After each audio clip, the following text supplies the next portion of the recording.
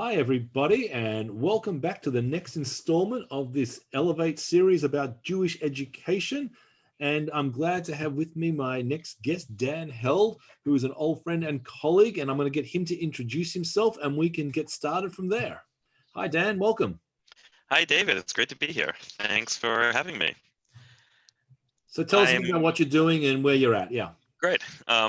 I'm the director of the Koshitsky Center for Jewish Education here in Toronto, which is the department of federation that deals with Jewish education thought of very broadly. How do we engage the greatest number of youth and young adults to have multiple high-impact Jewish experiences throughout their life?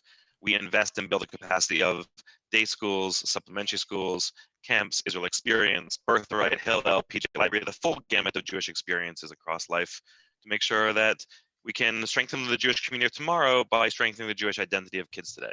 All right, cool. All right. So you've introduced yourself. You've done a good job in giving us the pitch and the general mission of the agency, and you've used a whole lot of words in there that we need to try and dissect to better understand who you are, which will Great. give our listeners a better understanding of why I've invited you to join us today. So let's just get this off the bat. Like when you talk about Jewish education, let's give us a definition. What are you aiming for? What are you trying to achieve?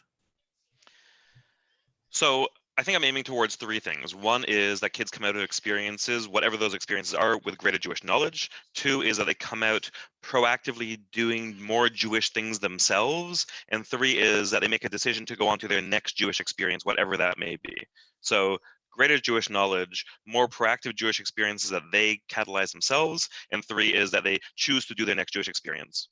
Okay. So in your understanding, is there a definitional difference here between education and engagement? Because it sounds like your number one hits on the education part, what they have to do or to know, and the other two sort of veer off in a different direction. So I don't think there's really a definitional difference between them. I think some will score higher on number one than number three, and some will score higher on number two than number one, depending on what the actual experience is and what its goals are. But we need to be looking for a mix of those three outcomes. Okay. So how did you get to where you're at today? Like what's been your trajectory to get you to come, not just positionally where you're at in Toronto, but actually like almost philosophically, like what are the experiences in your life that led you to this position now? Great. So for me, there were really important experiences, firstly, as a learner. I grew up deeply immersed in Jewish activities and a whole slew of different things, both setting-wise and denominationally. So like that meant different summer camps and different day schools. That meant teaching in supplementary schools. That meant a whole slew of different experiences like that. I was a teacher and I taught in both day schools and supplementary schools. And after doing that for a number of years, I got married and moved to New York, and my wife was there. And I had to pick up and go do something new, which gave me pause to think about what I wanted to do. I started a doctorate, and I worked on my doctorate for about 5 years while living in New York. And while there, also had an opportunity to work in strategic philanthropy, to help funders plan and evaluate their investments in education and think about the bigger meta questions. When we returned to Toronto, I left the classroom and started working in this area of policy. Helping us develop the right policies and the right strategies as a community for thinking about the system rather than individual institutions. Okay, so again, you're hitting on a whole lot of different pieces of the equation here. Let's start off by this. One of the things you first mentioned here, which I think is important here, you've worked both in day schools and other environments, and that's how you defined it. So I'm interested, like in this whole dissection of day schools and everything else. How do you begin to speak about the everything else? Do you have a different set of outcomes for day schools and everything else? Or like when you look at it in its totality, can we begin to actually pass it out and start differentiating a bit as well? Great. So firstly, I think the outcome should less be about the institutional outcomes and more about the individual's outcome. Right? Like we want to develop the next generation of Jews who have the agency to lead active Jewish lives. That means they have the knowledge, the attitude, the aptitude, and really the excitement to do that. Now, that can come from lots of different things. That can come from the school they go to, that can come from the camp they go to, that can come from their home, that can come from their synagogue, that can come from their JCC. There are lots of different things that act on them towards that, and each one contributes. But in general, I'm a little bit less concerned about the individual additive nature of one particular setting and one particular experience, and more about how those all add together for the life of a Jewish kid. Now, that said, I also think different settings have different sort of core expertises, right? So you may come out with more Jewish knowledge from one and more passion to do proactive Jewish experiences from another, or one may intentionally connect you from one experience to another more so than others. And that's fine as long as they're all working towards the same goal of developing youth and young adults who have the agency to make Jewish choices for themselves and lead our community to the future. All right. So now let's take a bit of geography into account here, and demography and sociology. Like, you live in Canada, you're in Toronto. Um, Admittedly, to my listeners, this might surprise you, I grew up in Melbourne, in Australia. So our communities have a bit of similarity there. And I've heard what you've said, and yet we all know, or I know, and you can talk a bit about it now, the centering of Jewish day school education in Canada does take more of a primacy than other places in the United States. So talk a bit about the role of day schools in your community, and whether you think that should be made more applicable globally, especially in the States. Great. So day schools themselves in Canada have a much higher market penetration than they do in the States. Here in Toronto, about a third of elementary age kids go to Jewish day school, which we know is dramatically higher than you would find in communities in America. And there are lots of reasons behind that. Government policies, in some provinces, day schools are funded by governments, in some provinces they aren't. There are lots of reasons behind that. I don't want to underplay the role of the Jewish family in all of this, right? The Canadian Jewish community is a younger Jewish community than you would find in America. We came to Canada largely post-war, like post-Second World War, as opposed to the American Jewish community, which came much earlier. We largely live in the same cities as our families. So similar to Australia, like the fact that we live in the same city as our parents and our grandparents means that we're more likely to have Shabbat dinner with them, and to have the holidays with them. So there are sociological features of Canadian Jewry which do differentiate us from many communities in the States. That said, we also aren't that different. I mean, like, the summer camp experience is similar. The day school experience for those who have it is similar. The supplementary school experience is similar. Like, we actually are one people, north or south of the 49th parallel. But there are sociological factors and also political factors that differentiate us. Do you think that you would want to see more kids in Jewish day schools in Toronto and in, put on your North American hat, in general, or that's not necessarily the objective you're after here? Yes, I certainly want to see more kids in Jewish day schools. I also want to see more kids in Jewish summer camps. I also want to see more kids going to Israel. I also want to see more kids in supplementary school. I also want to see more kids attending synagogue. I also want to see, like, I deeply believe that the future of vibrancy and vitality of our Jewish community is dependent on youth and young adults having multiple high impact Jewish experiences. Right? Like, the more touch points we have with Jewish life, with Jewish community, with other Jewish peers, with Jewish educational experiences, with the educators in those settings, the more likely we are to develop that agency that we want young Jews to have. All right. You sort of alluded to this, but I think it plays into your answer a little bit here. The role of the Shoah, the role of Holocaust in the fabric of the Toronto Jewish community, and that intersection with Jewish education. If it's anything like Melbourne, I think it's pretty, it's there, but I want you to talk about it from your experience, if you see it in the same way. Yeah, I have trouble parsing out the role of Shoah and Holocaust, and so many being the children and grandchildren of survivors or great grandchildren of survivors. And on the other hand, sort of the recency of immigration, and the close-knit nature of our community, growing up with grandparents and parents, and also national policies and multiculturalism. So I think those all sort of play into one another, right? But there certainly is a deep attachment to the transmission of heritage and culture, right? To some degree, that's because our families are more recently immigrants. To some degree, that is because of experience in the Holocaust. To some degree, that's because government policies in Canada promote the cultural mosaic, and encourage every religion and ethnicity to sort of shine its little rock in the cultural mosaic to be the best we can be and contribute to Canadian society with our own identity. So those all play into one another. Some make an argument that it's guilt around the Holocaust and the 614th commandment of ensuring that, like, we don't assimilate. But I think there are deeper tropes as to what it means to maintain a cultural identity, a religious identity, an ethnic identity in a multicultural society. What about on a practical level? Do you think that part of the affordability questions in Canada or Toronto are different to other places because of this deep rootedness of the community as a survivor community, or as so many people who now value Jewish education in other ways, they're willing to pay for things in different ways that other communities might, or does that not really play itself out? I mean, the first piece of affordability is that in many provinces outside of Ontario, right, Jewish day schools receive government funding. That is not the case in Ontario, which includes day schools in Toronto, Ottawa, Hamilton, and London, but it is the case in Montreal, Edmonton, Calgary, Winnipeg, Vancouver, right? So I think that's the most important thing when it comes to thinking about affordability. Frankly, does government help pay for Jewish day school education, or does the government not help pay for Jewish education? And that's a critical piece. Um, I think affordability is a balancing act. And this is true for anything. Affordability is a balancing act between perceived value on one hand and the cost weighed against household income on the other hand. Like I can say as a Canadian, I'm willing to pay more for an iPhone than I am for a BlackBerry because I perceive the value of the iPhone as being greater than the value of a BlackBerry, right? That's all good and well until an iPhone costs, $18,000, and I just don't have $18,000 in my bank account to be able to afford it. So that's the balancing act of affordability.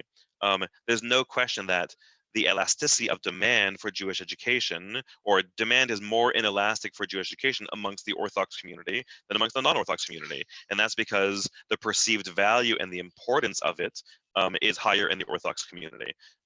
So we recognize that, and that plays out in a spectrum of sort of, I don't know if it's religiosity or engagement or deepness of your valuing of Jewishness. But that's how sort of affordability plays out. So what's the equivalent then? iPhone, BlackBerry? Is it day school tuition, family vacation? Like, what are families? What's the real balancing act that you see families playing out in their lives? That absolutely plays out. I mean, day school affordability, family vacation, day school affordability. I mean, fortunately, I would have said 3 months ago, we're operating at a pretty high level on Maslow's hierarchy of need, right? Like the debate between day school education and family vacation, or day school education and a new car, and day school, like those are certainly real questions in families' lives. And they are especially pronounced amongst middle income families, right? Families who in the rest of their lives are in the, so let me just pause and say, amongst low-income families, we have scholarships for them, right? We in Toronto have a very large tuition assistance program, 2,300 kids every year, a $19 million system, right? Which funds largely lower income families. I'm using air quotes there because these middle income families are amongst the top 5% of earners in Canada. But suddenly when they're confronted with a bill for day school, which is $16,000, $20,000 per kid per year, that dramatically changes the equation. And in the rest of their lives, they are givers, right? They pay their shul dues. They make their donation to UJA. I'm supposed to say that. They can go on family vacation, but suddenly confronted with a bill for 3 children of $45,000 or $60,000 for tuition, it becomes untenable. And that's the balancing act. So yes, they are the ones who are debating between, do I go on that vacation, or do I pay for day school, and how do I balance that? Okay. All right. Let's change tack just a little bit here, and let's look at the question of Israel and its relationship with Canadian Jewry, because I think it's interesting for our listeners. Do you see differences between the connection between Jews living in Canada and those in North America when it comes to their relation to Israel? And if so, can you pinpoint why those differences might occur? Yep. So yes, we do, and the data clearly points to that. In 2018, the Environics Institute, which is a not-for-profit research institute in Canada, conducted a survey of Canadian Jews, which mirrored in many ways the 2013 Pew portrait of American Jews, and asked very similar questions. And then we could look at sort of where the two communities were. And the markers of engagement with Israel, relationship with Israel, were different in Canada than they were in America. Part of that is more Canadian Jews have visited Israel. More Canadian Jews have deep roots with Israel through cousins or relatives or friends or things like that. So that sort of reinforces my previous point about multiple high-impact Jewish experiences, right? To inculcate a relationship with Israel, whatever that relationship is, right? Hugging, wrestling, grappling. We need our community to spend time in Israel, to get to know Israel, to get to know Israelis, to deepen those relationships. All right. For my listeners, and I'm not sure when this is going to be released, but last week we celebrated Yom Ha'atzmaut during a pandemic. Let's use this as a bit of a transition. Like, how did you celebrate Yom Ha'atzmaut? How did your Whew. community celebrate Yom Ha'atzmaut last week?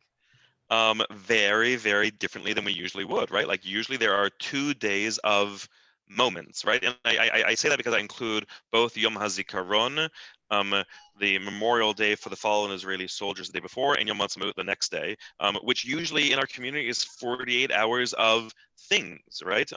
Multiple community events and multiple community gatherings, both commemorations and celebrations in all kinds of different ways, and many of us will go to both of them. And then in 3 weeks' time, we would normally have the Walk with Israel in Toronto.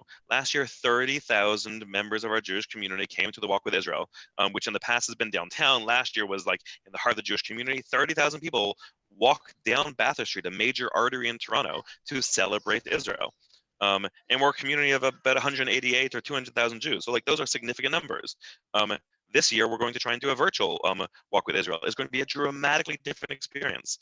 And I say that because my 8-year-old, like, she has been asking me every week for the last, I don't know, 48 weeks now, is this week going to be the Walk with Israel? Is next week going to be the Walk with Israel? So that's going to be a very different experience for her. So, what other changes are you seeing during the pandemic? And we can dwell on the negatives, right? We're there, but what else are you also seeing emerging from this pandemic and Jewish education that might point to some bright spots or some like things that when this thing's over, wouldn't that be interesting to think about in the new post-pandemic era? Great. So firstly, I think there actually is a lot of really compelling and exciting stuff happening online. I mean, like on Friday night, I can now hop between 3 or 4 different congregations and see what shul is like there. And my kids can join me on a journey through a remarkable sense of pluralism that we wouldn't be able to experience otherwise. I think the pivot that congregations and camps and day schools have been able to pull off is just remarkable. Um, and I say that especially relative, at least in Ontario, to like public schools. Like our day schools were able to pivot to online learning in the span of 2 or 3 days and have like real days of learning. You may be able to hear my 4-year-old in the background as she's in class, right? But in really remarkable ways, in ways that we still don't see in the public system and even in independent schools. So that's one piece. Another piece is that I believe a major trope of Jewish education in the 20th century was around building the institutions of Jewish learning.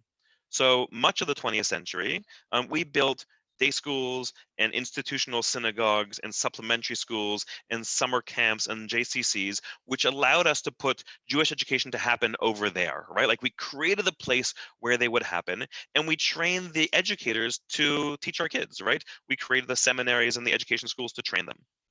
In the nascent years of the 21st century, even before COVID-19, we started seeing investments in moving the locus of Jewish education from outside the house to inside the house. PJ Library, the Jewish Grandparents Network, One Table, Honeymoon Israel, still are all endeavors that help build the home as the primary locus of Jewish identity formation, to empower the parent as the Jewish educator, to empower emerging adults to think about how they create their own Shabbat dinners, like all of those kinds of things move the locus of Jewish identity formation from outside the home to inside of the home. And I think, these weeks, now months of isolation have taken that to the nth degree, right? Parents are now the primary educators for their kids. That's both in terms of math and in terms of Jewish life. And I think the more we can do to empower parents to play that role, the stronger our community will be, both in the short term and the long term. And I actually think that deeper relationship between parents and children when it comes to the inculcation of Jewish identity is critical.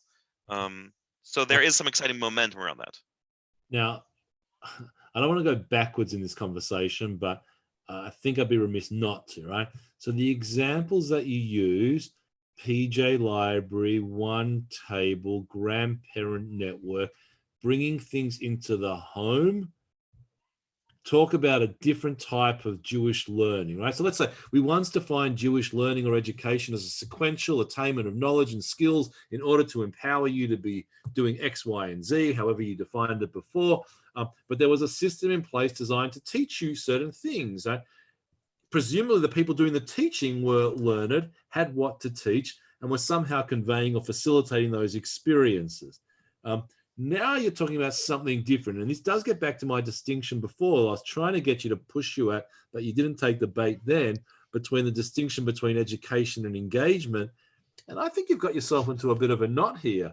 That what you have described is actually Jewish engagement taking place in people's families, which is not exactly how we would once have defined Jewish education, unless the definition is changing. So I want to go back to my 3 outcomes of Jewish education: increase Jewish knowledge, increase proactive Jewish behavior. I'm just deciding to do more things. I decide to volunteer. I decide to celebrate Shabbat. I decide to, right? And increase next step Jewish activities, right? One could argue engagement is about number 2 and 3, and education is about number 1. But I think that diminishes the value of everything, because it assumes that you can learn things at school, but you can't inform your identity, and you can have your identity informed at camp, but you can't actually learn anything. Whereas I believe all these places do all 3 of those, but to different degrees.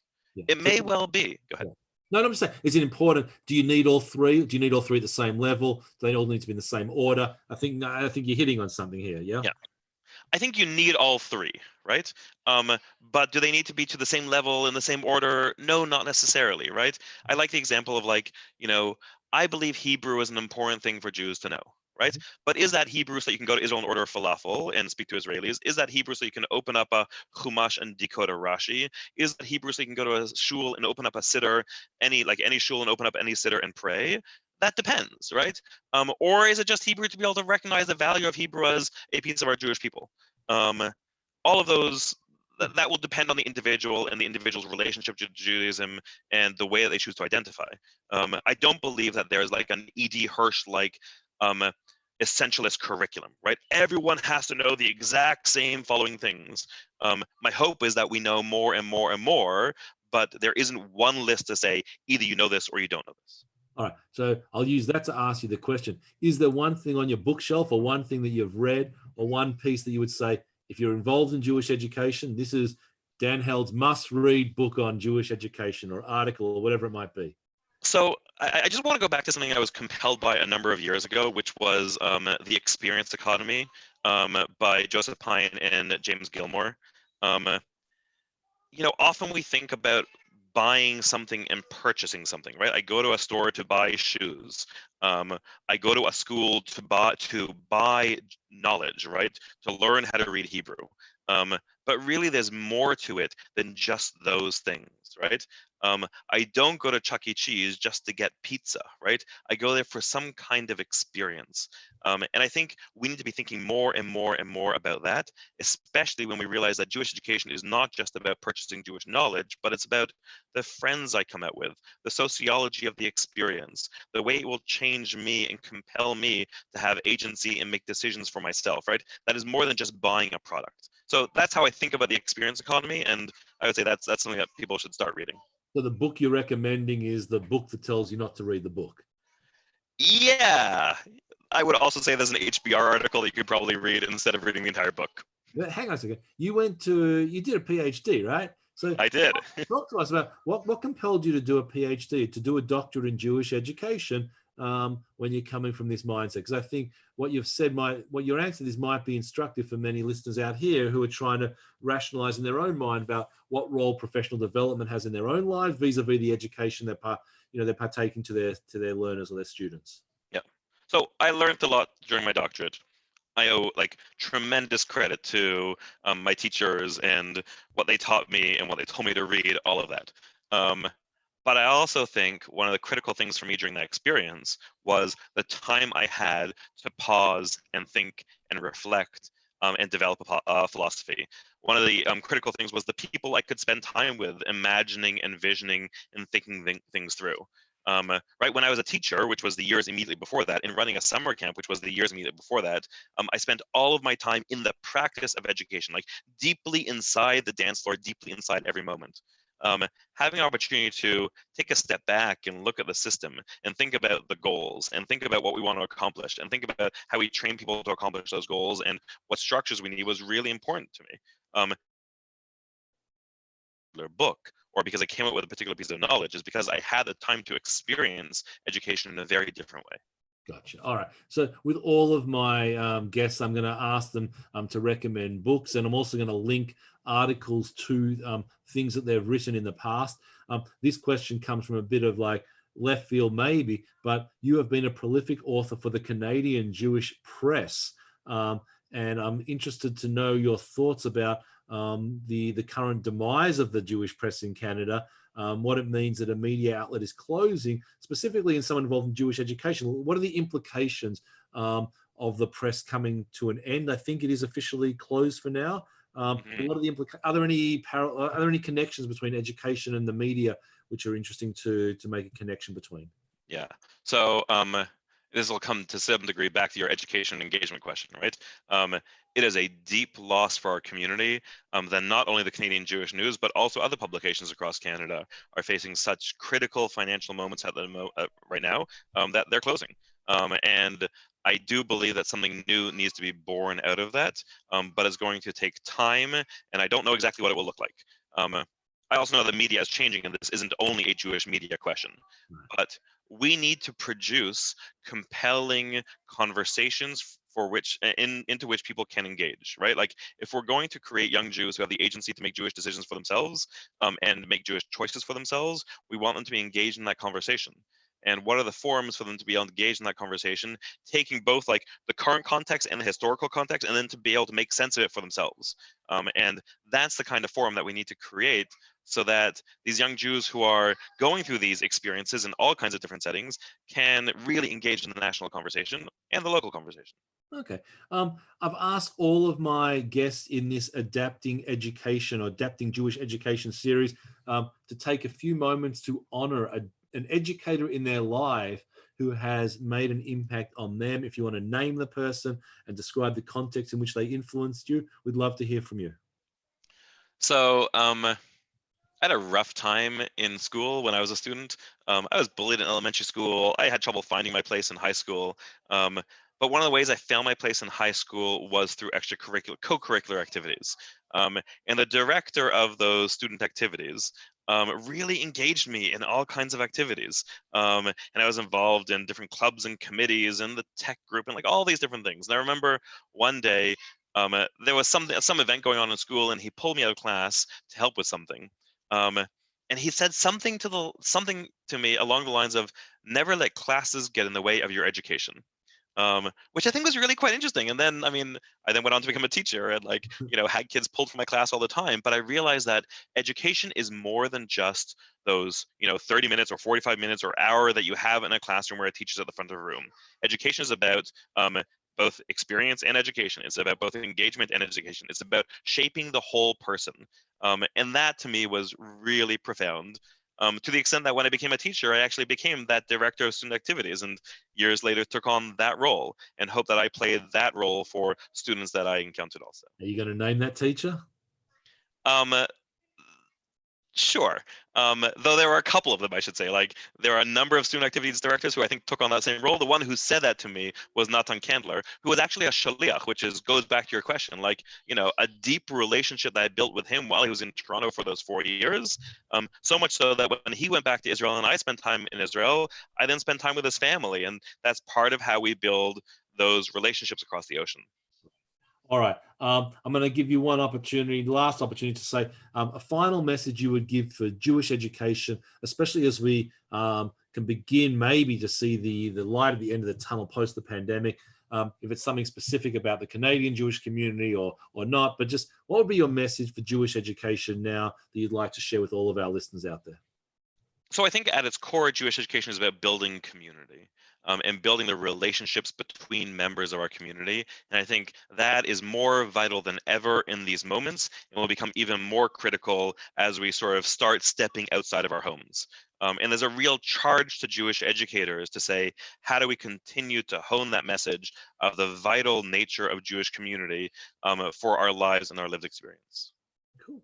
Great. Dan, thanks so much for joining us today. I'm sure everybody who's listened will attest to the fact that they've actually learned something new and got to meet someone who's greatly influential, both in the field of Jewish education in Toronto, also someone who has influenced me over the journey as well in positive ways.